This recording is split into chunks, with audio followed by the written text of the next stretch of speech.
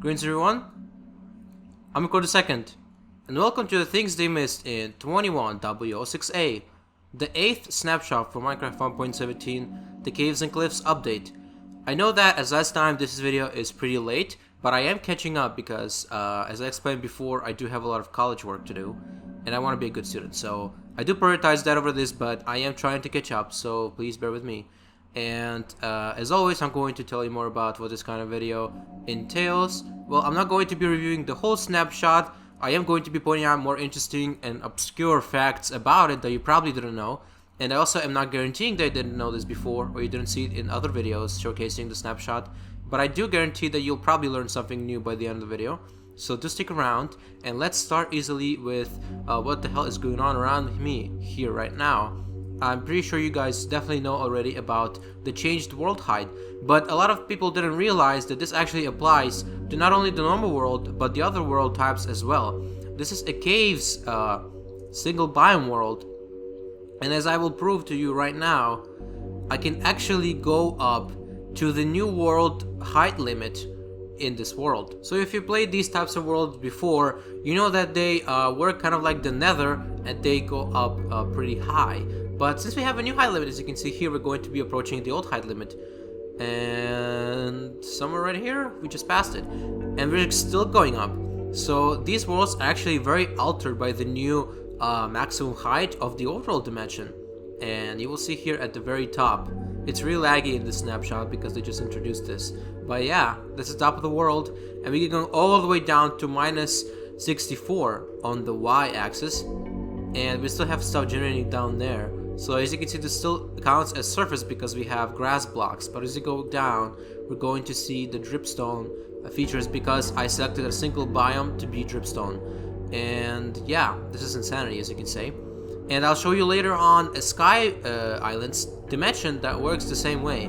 So single biome sky islands going from top to bottom, it's actual insanity. And I assure you guys this will be quite the spectacle to actually see that in action. But yeah, that's the single biome cave world for you right now. And I wanted to point out that the one interesting thing about this snapshot, especially this biome, is that the stalactites and stalagmites don't actually generate properly in this version. As you can see, all of these are stalagmites, and if we go up, we're going to see some stalactites. This one right here, but we never see them generating connected to each other, and that's been pointed out as a bug of this snapshot. Probably was actually a bug as well in previous snapshots where this biome was introduced, but it was fixed in the next snapshot after this one. So yeah, I actually see these connected, but there definitely was some kind of issue as they wouldn't always work. And if we check the same world out in the next snapshot, you'll probably see that there is actually a difference. So this probably might have generated as a stalagmite on the bottom as well. But yeah, that was the bug, as I heard on Twitter from one of the developers of the game, so I'm inclined to believe them. And with this all out of the way, let's just get into the other features. So, you know, the new things in this update include cave entrances, noise caves, and aquifers. And aquifers are actually kind of weird because they only generate in under y equals 31. So everything that has to do with noise caves will generate above y equals 31 flooded. And that is a bug of this version, as they pointed out. It's going to be fixed eventually.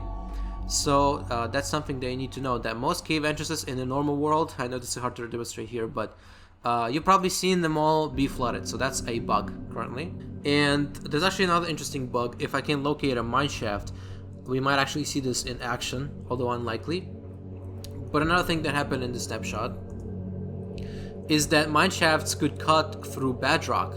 And I'm not sure if you're going to see this, but I did want to mention mineshafts again because the weird thing about mineshafts is instead of oak logs, they use oak wood. You know, the new support pillars that they generate since this snapshot. Probably not going to see it here, but they do exist. And they actually use oak wood instead of oak pillars, which doesn't seem logical, but that is actually an interesting factoid about the mineshafts in this specific snapshot. Another thing is that they no longer generate floating in the air, So even though they have supports, they will not generate in open air, which as we know was changed later on when they added chains. But that's the case for this snapshot. Also, I wanted to point it out that lava doesn't actually work properly, but you still can see pockets of lava and single sources throughout. Probably not in this biome, but you can see it in the normal world. And lava was reintroduced later, but it's probably going to change more again. I'm not sure yet, but we'll just have to see. So in this snapshot, there's no proper lava generation except for the little lava lakes that can be embedded into the terrain, kind of like this one, and single sources. And that was pointed out again by the developers as a mistake. So I wanted to also mention that these caves, the noise caves, are actually using something called Perlin noise to generate. And if you guys knew, for example, check out this cave. That Perlin noise is a mathematical technique and it doesn't have anything to do with sound, which my friend was really confused about this. He thought I was referring to cave sounds when I was talking about noisy caves, but that's not actually the case because it's a mathematical technical term used to generate terrain. So yeah, these caves are made with Perlin noise. That's interesting to know. The water carvers and underwater canyons, the flatter ones that we've seen in 1.13 and above, are no longer a thing. So we're not going to see the regular cave carvers and big ravines and oceans anymore as of this update. Unfortunately, I thought that was pretty cool, but I guess they decided that it doesn't need to exist anymore. We'll see how this changes in the future. This might actually come back as some things come and go.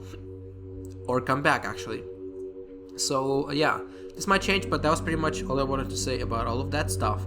And I do want to show you other worlds, because as we know, the Y value, the end of the world at the bottom, was shifted 64 blocks down.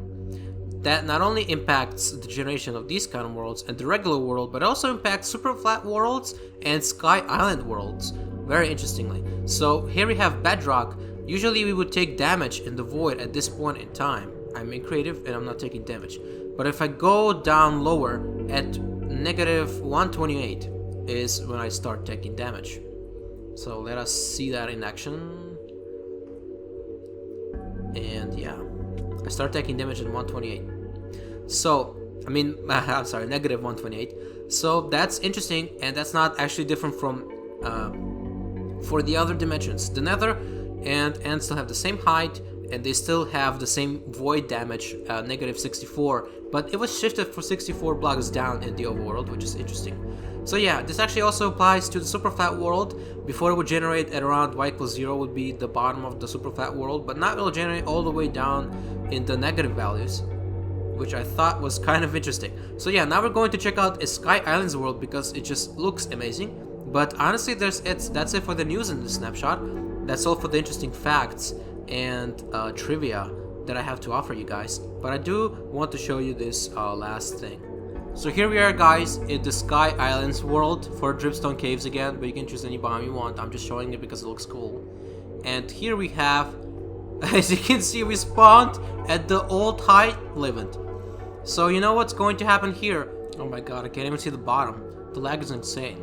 But as you guys might have guessed, this actually, the surface portion of this world is going to go, sorry, it's going to go all the way to the old surface level, which is around the sea level, and then we're going to get into the caves, which is, oh my god, you guys see this, right? This is insanity, I think, and absolutely amazing. I can't wait to see the full version in the Sky Islands. Can you imagine the Aether here? By the way, I have an Aether data pack, link in bio.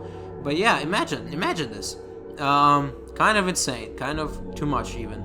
But yeah, this goes again all the way down to negative 64. And if you guys didn't ever see the Aether strongholds, I'm going to show you right now because these are pretty funny looking in this type of world. Damn, 2011, that was like 10 years ago. Crazy, huh?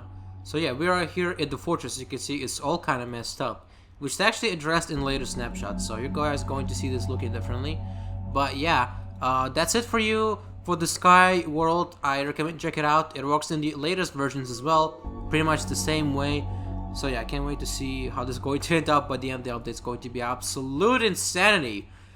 Oh man, super cool. Floating portal, why not? Floating geode, floating everything. So yeah, that's it for today's video. Not a lot of information, but I do think I picked out some interesting little facts about the generation in this world. in this snapshot, should I be more correct.